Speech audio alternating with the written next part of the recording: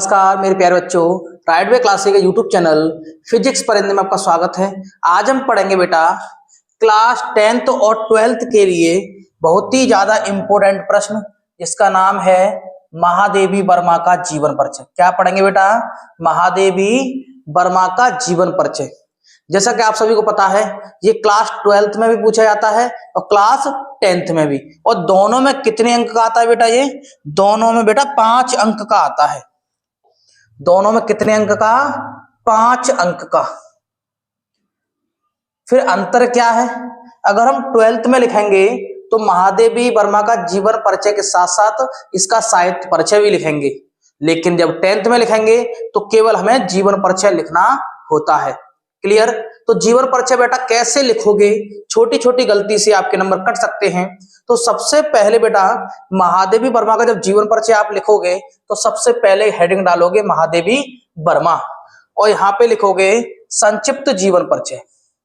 संक्षिप्त जीवन परिचय क्या होता है बेटा? जो जीवन परिचय है उससे निकाले गए महत्वपूर्ण प्रश्न, यानी कि पॉइंट, ठीक है ना? महत्वपूर्ण पॉइंटों को हम कवर करते हैं संक्षिप्त जीवन परिचय में, क्योंकि जब एग्जामिनर कॉपी चेक करता है तो साहित्य परिचय और जीवन परिचय को न पढ़ के केवल आपको क्या पढ़ेगा? संक्षिप्त परिचय पढ़ के आपको नंबर दे देगा। समझ पा रहे हो? ये लिखना बहुत जरूरी है। किस तरह से लिखोगे बेटा? देखो, नाम महादेवी वर्मा, जन्म सन 1907 ईस्वी, जन्म स्थान कहां पे पैदा हुई थी? फर्रुखाबाद उत्तर प्रदेश। इनके पिता का क्या नाम था? गोविंद प्रसाद। माता का नाम हेमरानी देवी। मृत्यु कब हुई बेटा इनकी? 1987 ईस्वी। 1987 ईस्वी में। अगर इनकी रचनाएं की बात की जाए तो यामा, निहार, दीपशिखा, निर्जा, ये इनकी प्रमुख रचनाएं हैं। इस तरह से आप लिख के क्या करोगे? एक कोष्टक में बंद कर दोगे।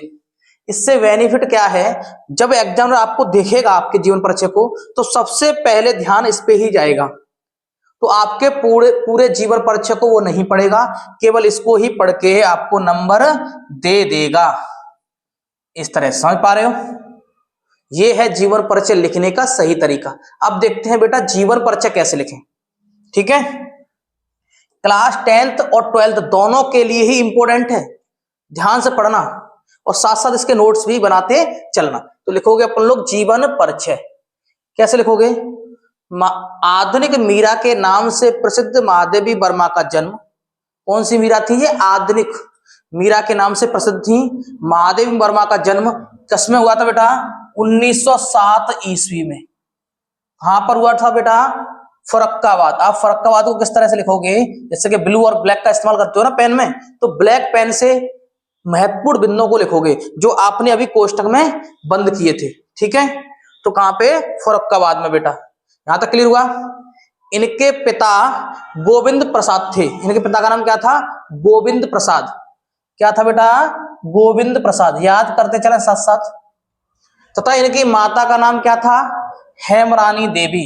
इनकी माता का क्या नाम था बेटा? हेमरानी देवी। क्लियर हुआ? आगे चलें। इनकी प्रारंभिक शिक्षा बेटा कहां पे हुई? इनकी प्रारंभिक शिक्षा बेटा इंदौर में हुई और इनकी उच्च शिक्षा प्रयागराज में। तो देखो बेटा, इनकी प्रारंभिक शिक्षा बेटा कहां पे हुई थी? इंदौर में, और इनकी उच्च शिक्षा पढ़ने के लिए ये प्रयागराज चली गई। क्लियर हुआ यहां तक? आगे देखो, इनका जो विवाह हुआ था बेटा मात्र 9 वर्ष की छोटी उम्र में। मात्र 9 वर्ष की छोटी उम्र में जो इनके पति का नाम था स्वरूप नारायण या रूप नारायण, किसी किसी में स्वरूप लिखा हुआ है किताब में, किसी में रूप नारायण वर्मा। तो इनके पति का क्या नाम था बेटा? इनके पति का नाम था रूप नारायण वर्मा। क्लियर? आप स्वरूप भी लिख सकते हो क्योंकि किताब में दोनों ही हैं। के साथ हो गया था। महादेवी जो वर्मा उत्तर प्रदेश के विधान परिषद की सदस्य भी रही। किस परिषद की बेटा? विधान परिषद की सदस्य भी रही उत्तर प्रदेश के।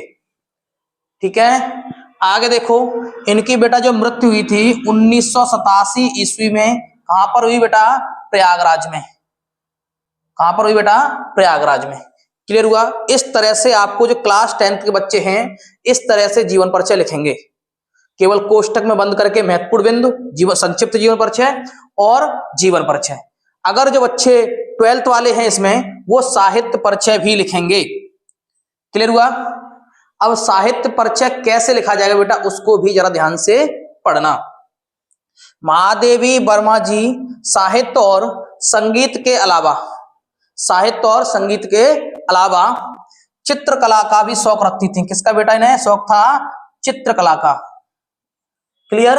चित्रकला का भी शौक था। इनकी साहित्य सेवा के लिए भारत सरकार ने इन्हें पद्म भूषण पुरस्कार से सम्मानित किया, यानी कि पद्म भूषण की उपाधि दी बेटा इन्हें। ठीक है। और सन 1983 ईस्वी में इन्हें ज्ञानपीठ पुरस्कार से भी सम्मानित किया गया। किससे बेटा?